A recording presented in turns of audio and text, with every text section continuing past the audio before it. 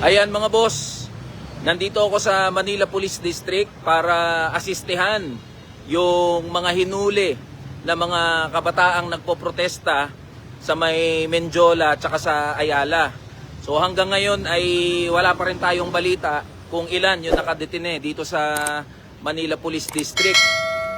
Pero ang sinasabi nga natin, bakit mas nauna pang hulihin itong mga nagpoprotesta kaysa doon sa mga magnanakaw na mga politiko, na mga congressman at mga senador?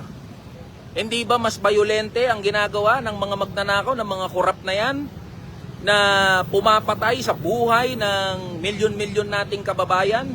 So kaya tayo nandito mga boss, sa harap mismo, inaantay lang natin yung listahan mula sa Manila Police District para magbigay ng assistance doon sa mga hinuli na mga nagpoprotesta. Uulitin natin mga boss, naiintindihan natin yung trabaho ng mga kabaro, mga kapatid natin ng mga pulis.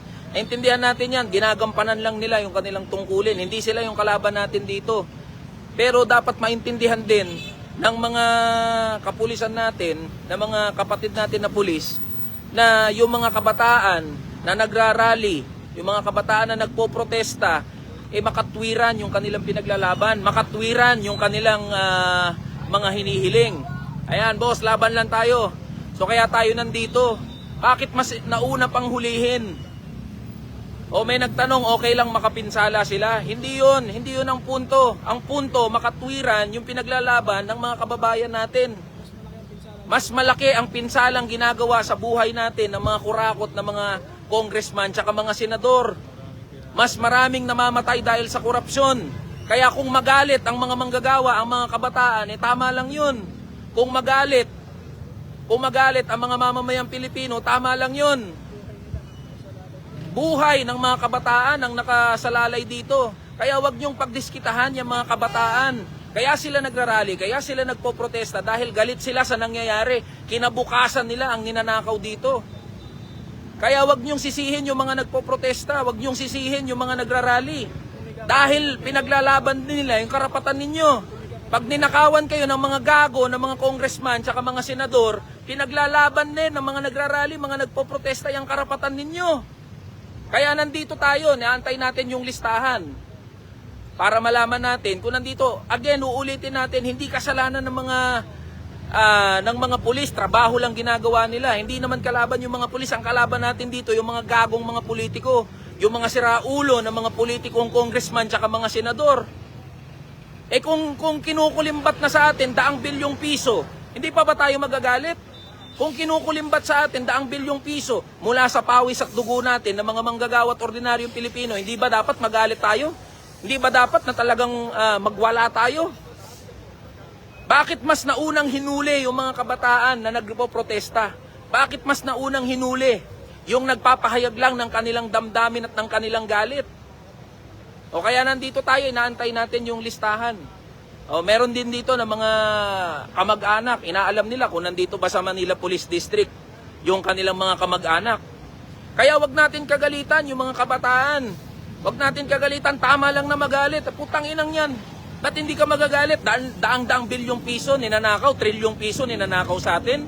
Walang mali sa pagpoprotesta. May mali, kaya merong nagpoprotesta. Pero inyo binugbog yung mga kabataan na para bang wala silang karapatan, binugbog, pinagpapalo. Yung mga magnanakaw na mga congressman, yung mga politiko, yung mga senador, yung mga nasa iba't ibang ahensya ng gobyerno, bakit protektado sila? Bakit hindi sila pinagpupukpok ng batuta? Bakit malaya pa rin sila? Bakit ang sarap pa rin ng buhay nila? Di ba? Pag mahirap, pukpok ka, walang proseso, kulong ka agad, dito ka sa presinto magpaliwanag.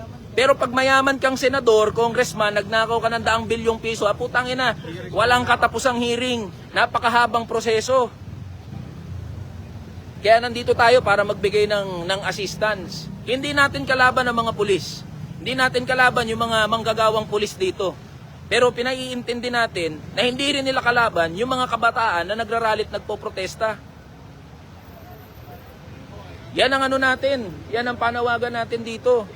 Kaya mag-aantay tayo dito ng listahan. Ilan ba yung nahuli? Sino yung mga nahuli? Para makapagbigay tayo ng assistance. Matiyak na may due process. Bakit kapag ordinaryong Pilipino, kapag kabataan, pag galit na galit sa korupsyon, pag gumawa ng mali o tinuturing nila na mali, agad huli. Walang due process. Gusto lang magpahayag ng hinanaing sa ating gobyerno, biglang huli, pinagpupupukpuk agad.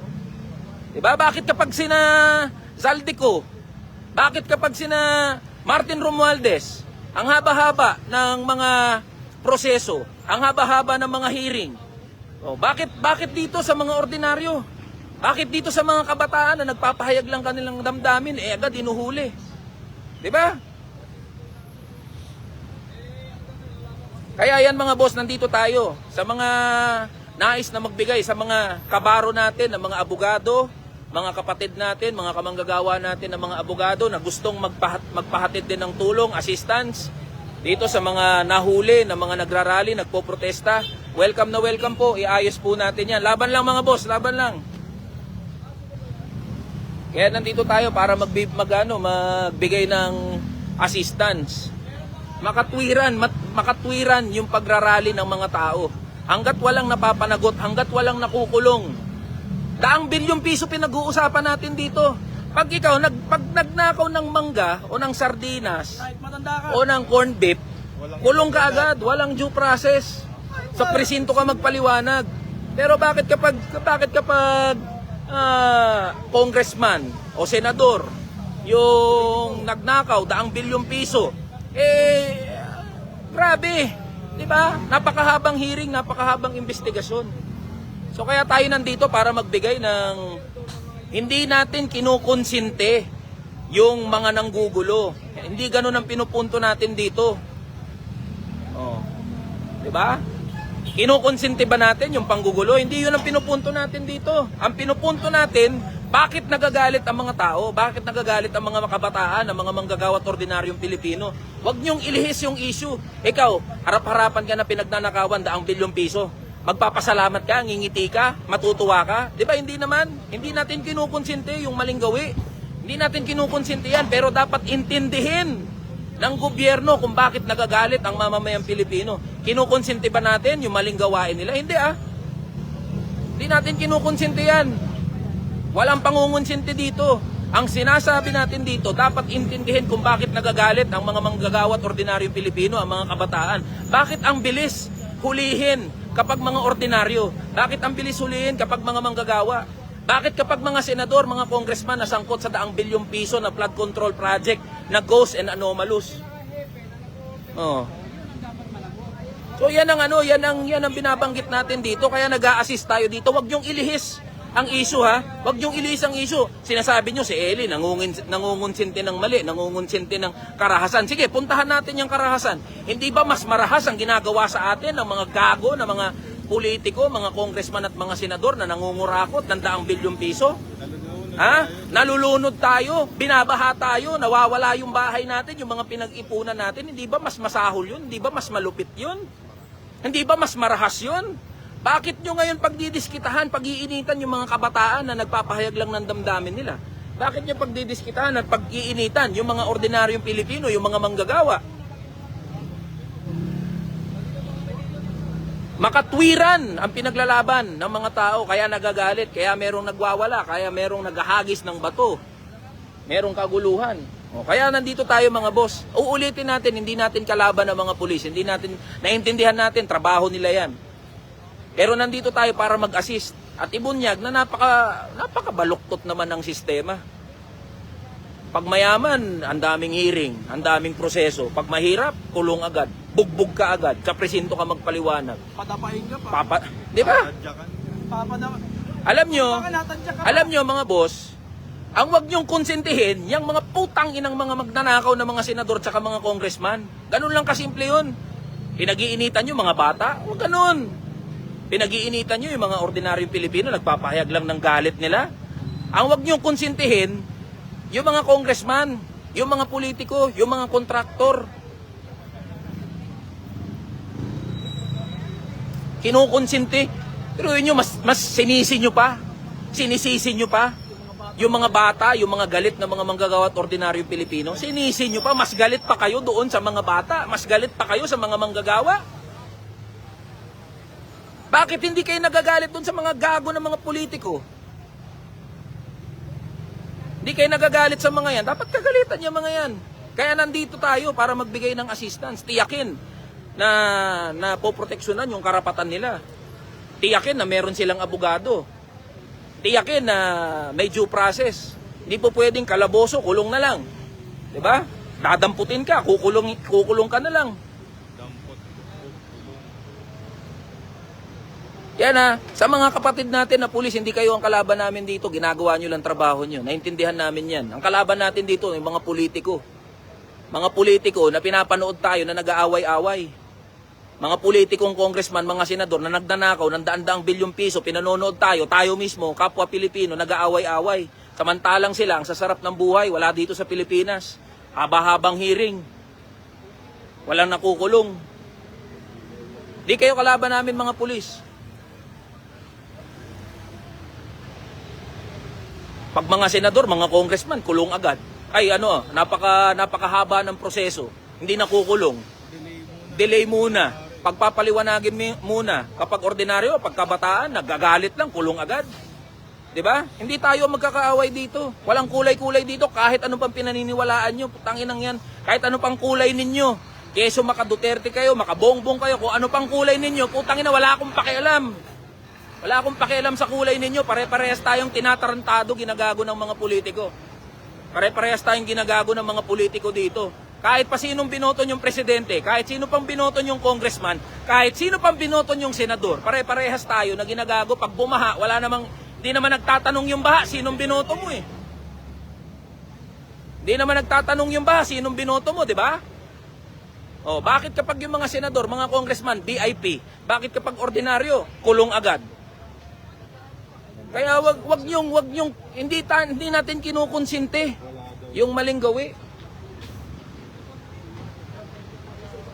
Oh.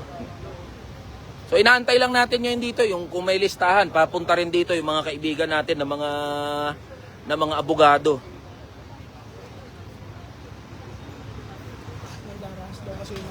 Oh. Ang darahas.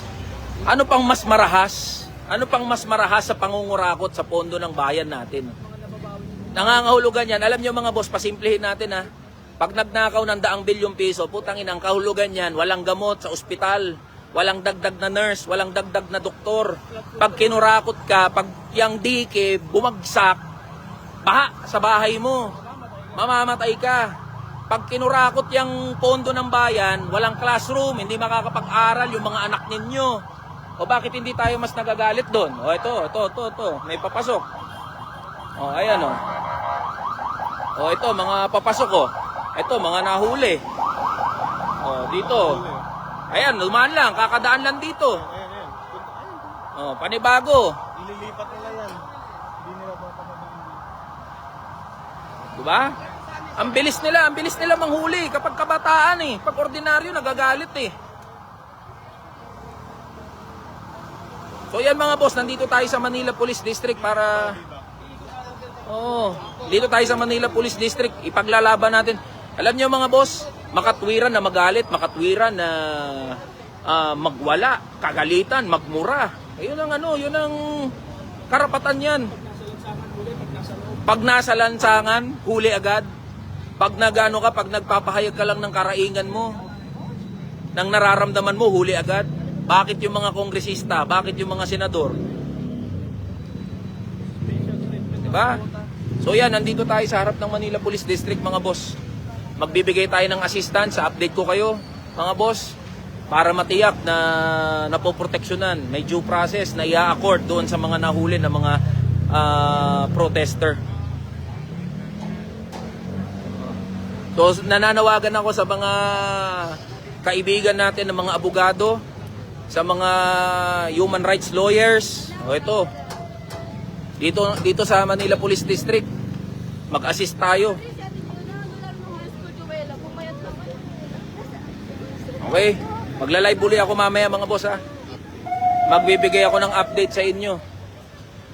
So antayin lang natin kung anong update dito. Maraming salamat po sa mga nagsasabi na mag-ingat ako dito. Maraming salamat po. Nasa harap na ako ng police station. Ano pang mas iingat dito? Diba?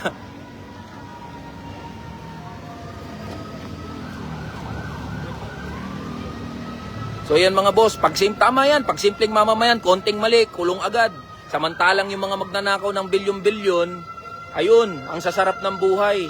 Pag nagnakaw ka ng mangga, sardinas, corn beef, nagnakaw ka ng noodles, puta, kulong ka, sa presinto ka magpaliwanag. Samantalang yung mga congressman, mga senador, na under oath, pinagtuturunan na tumatanggap ng SOP, kickback, putang inang yan ang sasarap ng mga buhay. Ni hindi man lang makulong, ni hindi man lang masuspend. Walang kahihiyan walang delikadesa. Tama. May nag-comment marami kang dada. Ibang kaso yan dyan ngayon. Sige nga, anong kaso meron dito? Ikaw nga puro dada dyan sige po. Mag-update tayo mga boss. Antay lang tayo. Parating daw dito yung mga tropa natin, mga kaibigan natin, na mga lawyer, abogado.